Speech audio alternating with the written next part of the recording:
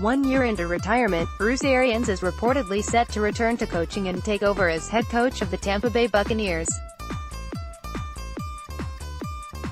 File photo, NFL Football, Los Angeles Rams vs Arizona Cardinals, NFL International Series, Twickenham Stadium, London, Britain, October 22, 2017. Arizona head coach Bruce Arians before the start of the match. Action images via Reuters. ChildsAn official announcement was expected within 24 hours, according to multiple reports Monday. Arians spent the 2018 season in broadcasting. He stepped down as head coach of the Arizona Cardinals at the end of the 2017 season. Arians, 66, is a two-time NFL Coach of the Year with a background coaching quarterbacks, including Peyton Manning, Ben Roethlisberger and Carson Palmer. Arians, who was 4-9-3-0-1 in a 5-year run in Arizona, would replace Dirk Koetter, who was fired after 3 seasons as Tampa Bay's head coach. Koetter went 19-29 with the Buccaneers.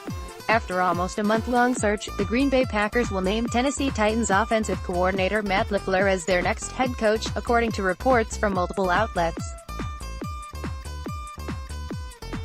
LaFleur will become the 15th head coach for Green Bay's storied franchise after being interviewed on Sunday. According to ESPN's Adam Schefter, the Packers started notifying other candidates who were interviewed to tell them they were out of the running. The 39-year-old LaFleur just completed his first season as offensive coordinator of the Titans under first-year head coach Mike Vrabel. He will replace Mike McCarthy, who was fired by Packers president, CEO Mark Murphy on December 2 after Green Bay suffered a stunning home loss to the Arizona Cardinals. Cody Parkey's missed field goal that sunk the Chicago Bears on Sunday is no longer a straight-up miss. The NFL made a scoring change on Monday, crediting Philadelphia Eagles defensive tackle Trayvon Hester with a block on the play that gave the Philadelphia Eagles a 16-15 victory over the Bears in the NFC wildcard matchup. Slow-motion video of the play showed Hester's raised left hand barely tipping the football as it made its ascent.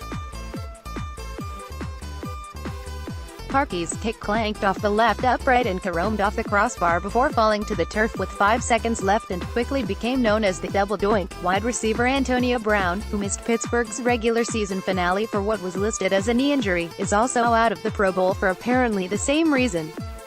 The Steelers announced that teammate Juju Smith-Schuster will replace Brown on the roster for the game, set for January 27 in Orlando, Florida.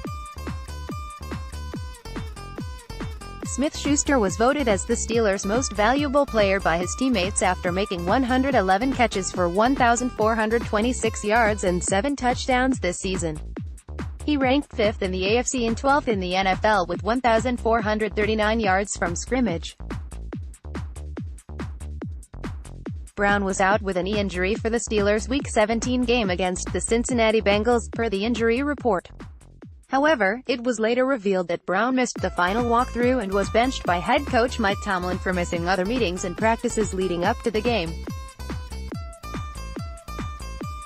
The Arizona Cardinals have been given the okay by Southern California to interview Cliff Kingsbury for their vacant head coaching position, according to a report. NFL Network insider Ian Rapoport reported that USC changed course and granted its recently hired offensive coordinator permission to interview with Arizona. Kingsbury, 39, was fired as the head coach at Texas Tech in November after compiling a 35-40 record in 6 seasons, 2013-18. The Trojans hired Kingsbury as offensive coordinator for head coach Clay Helton in early December, but he quickly wound up on the radar of several NFL teams with coaching openings. He is still employed by the school, a team official told Rapoport. Pittsburgh Steelers offensive line coach Mike Munchak has emerged as a leading candidate for the Denver Broncos head coaching vacancy, Sports Illustrated reported. Munchak, 58, was the head coach of the Tennessee Titans from 2011 to 13, 22 to 26 record, before joining the Pittsburgh staff in 2014. The Broncos fired Vance Joseph a week ago after back-to-back losing seasons in 2017, 5-11, and 2018, 6-10. The Broncos also reportedly met with Chicago Bears defensive coordinator Vic Fangio on Monday. Fangio met with the Broncos in the morning, but he was back at Hollis Hall at the Bears complex by lunchtime. Six-time Pro Bowl safety Eric Weddle doesn't see his playing future as a complicated issue. He will either play for the Baltimore Ravens next season or will retire. Will, 34, is slated to make $6.5 million in 2019 in the final season of a four-year, $26 million deal. If they want to go in a different direction, I'm not going to go play for another team, Weddle told reporters on Monday, one day after Baltimore's season ended with a 23-17 loss to the Los Angeles Chargers in an AFC wildcard playoff game. It's not where I'm at in my career. It's either play my last year here and that will be it and enjoy it, or this has been it. It's pretty simple. I'm a simple kind of guy. Sidelined since tearing his ACL on the first day of OTAs last May, tight end Hunter Henry was activated to the Los Angeles Chargers' 53-man roster. Henry, 24, was promoted from the physically unable to perform list and replaces linebacker Jatavis Brown, who was moved to injured reserve with an ankle injury. The Chargers held out hope all season that Hunter, the third-year tight end, could return from the right knee injury if the team advanced in the playoffs. Los Angeles travels to New England for an AFC divisional round playoff game on Sunday.